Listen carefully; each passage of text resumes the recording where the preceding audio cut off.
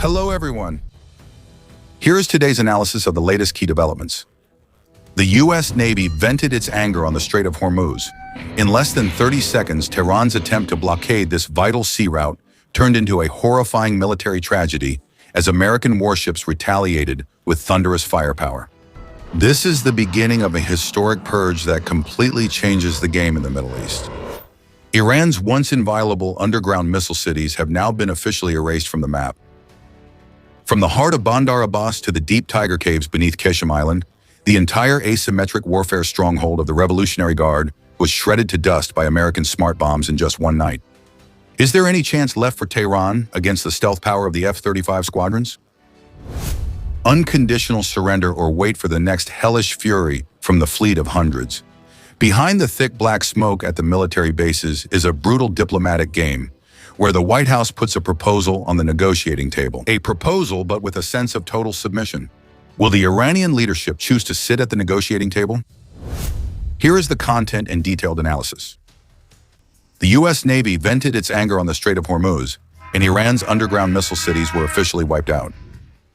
Ladies and gentlemen, in the fiery geopolitical game in the Middle East, Iran has long regarded the Strait of Hormuz not just as an international sea route, but as a powerful noose to exert pressure on the already fragile ceasefire process.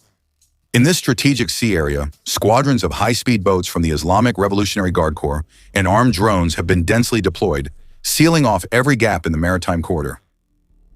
Among the targets under Tehran's watchful eye are some of the most advanced military assets in the United States Navy's arsenal.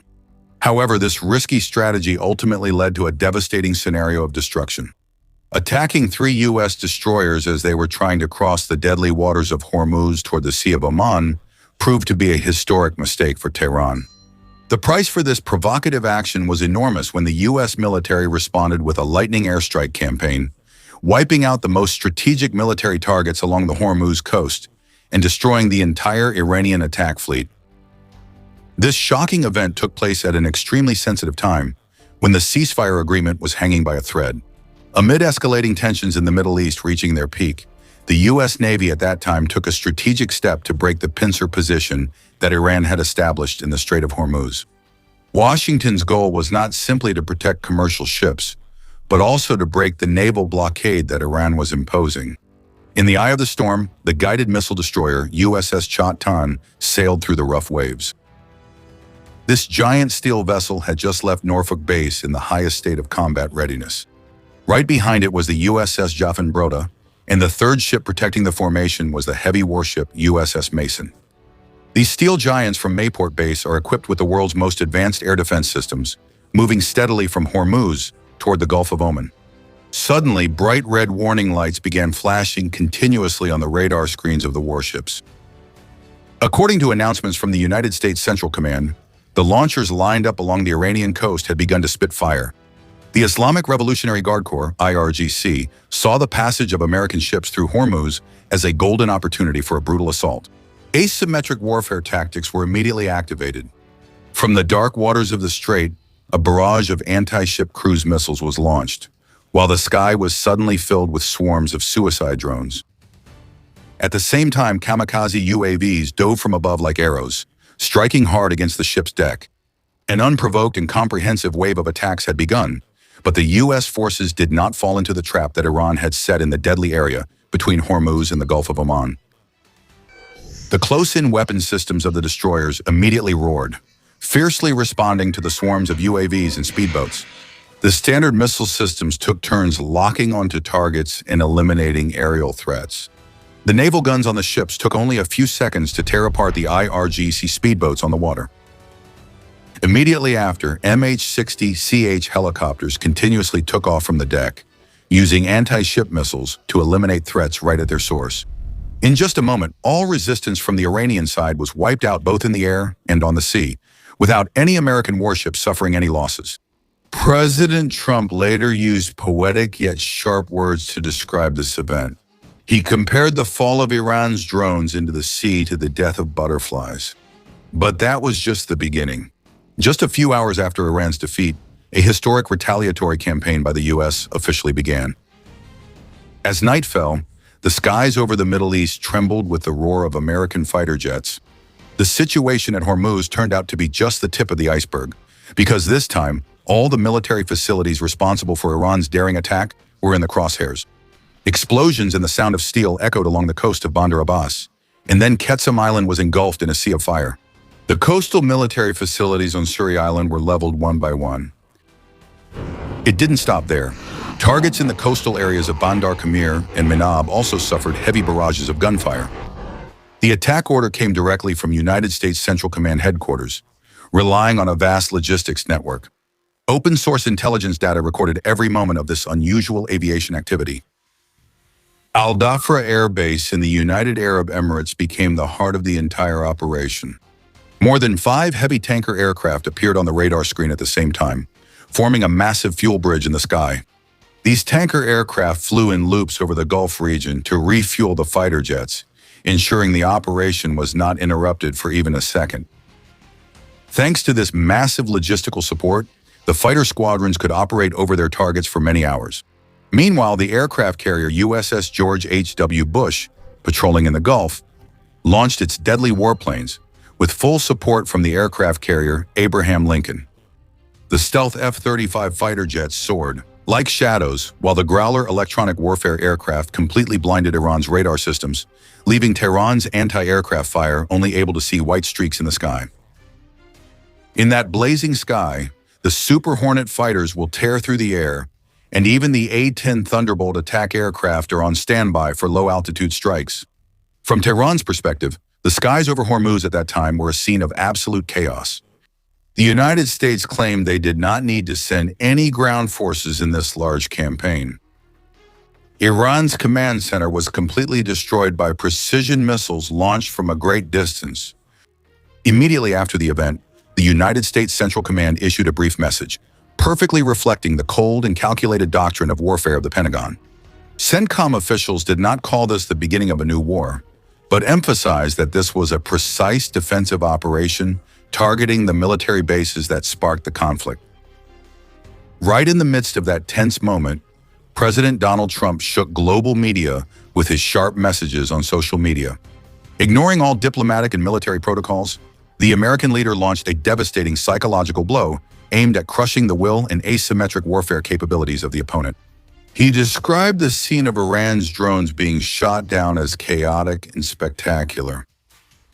Media channels around the world echoed his stern warning, asserting that if Tehran did not quickly sign the agreement, the United States would strike back with blows many times more devastating and violent. That message was an ultimatum, implicitly suggesting that the recent destruction in Iran was just a gentle warning and that the door to diplomacy had officially closed, making way for military force. Clearly, the U.S. military's airstrike campaign did not choose its targets blindly, but aimed to permanently eliminate the layered defense strategy that Iran had painstakingly built. The thousands of kilometers of coastline controlled by the Islamic Revolutionary Guard, which had been turned into a closed destruction zone with a network of forward islands like Lazaq, Siri, and Abu Musa, are now all locked in the crosshairs. The punitive strike hit directly at Iran's vital lifelines, most notably Bandar Abbas, the vital port of the Gulf and the proud legendary heart of the Revolutionary Guard Navy. Not only is it a bustling port city, but it is also the supreme headquarters, which has suffered heavy devastation in the past with hundreds of warships sunk. For many years, the deep waters of Bandar Abbas have been the launching pad for the most sinister asymmetric warfare tactics, as well as the command center for powerful warships like Samazin and Sahan. However, in just the blink of an eye, the rain of missiles from the United States turned the entire logistics base and command center here into ashes. The air defense network and coastal missile launchers were fully neutralized. The underground shelters hiding the infamous Silkworm and Sunburn missiles, as well as the guidance centers for the dangerous C-801 anti-ship missiles, were all wiped out. The massive Zardar system, which had scanned the strait for years to guide the SSN-22 missiles, was now nothing more than piles of shattered scrap metal. Even more tragic and brutal was the fate of Quetzal Island. This largest island in the Persian Gulf was once a magnificent tourist paradise, but it had been militarized and turned into a grim and extremely dangerous fortress. Deep underground, just a few hundred meters from the coast, there is a massive underground missile city. The concrete tunnel systems, interwoven like the lair of a giant python, are filled with deadly arsenals that grip the throat of international shipping routes. But that fortress could not hold. The launch pads for the Shahed 136 suicide drones are lurking in the shadows, along with the underground bunkers hiding Guardia missiles and Nat-1 missiles. All were hit by precise firepower.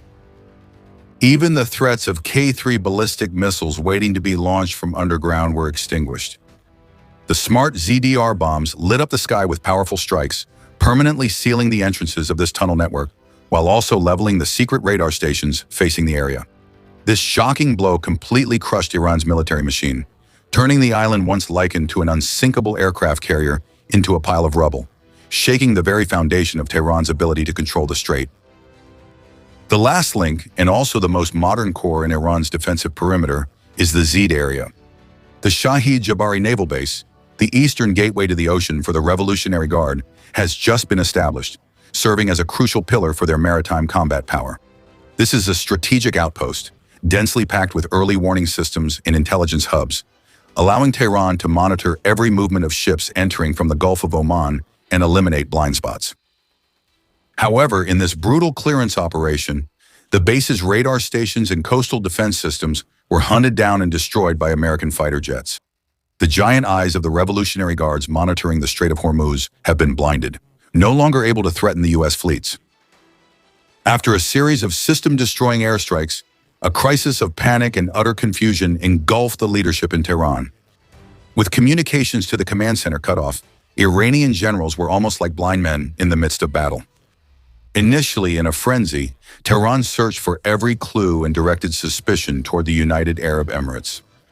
This confusion stemmed from the fact that just a few days earlier, a barrage of dozens of ballistic missiles, cruise missiles, and drones had rained down on UAE territory, causing shocking fires at the Fusaiza oil industrial zone and alarming the entire world.